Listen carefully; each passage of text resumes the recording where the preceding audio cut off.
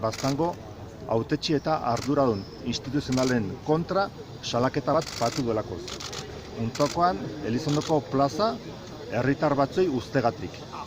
Plaza ustegatik Aroztegiko proiektua salatzeko. Aroztegiko proiektuaren kontra direlakoz. Pelotazo urbanistiko unen kontra direlakoz. Eta horrengatik karrerazi gaituzte unet, erran bezala, 11. aldiz. Onartezina da. Palazio Aroztegiaren aldetik etengabeko eraso eta jazarpen judiziala bizitzen ari gara. Ohituratua dire, iduriz bertzetokietan agintari publikoak menpean hartzera, agintari publikoak makurturik edukitzera, agintari publikoak beren erranen menpe edukitzera.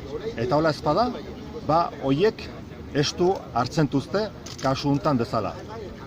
Guk Baztandarra ikasu eginen dugu, Lekarroztarra ikasu eginen dugu, proiektu unek ez du ez bururik ez buztanik, eta gisa hortan segituko dugu gure ardura instituzionaletik dagokiguna egiten.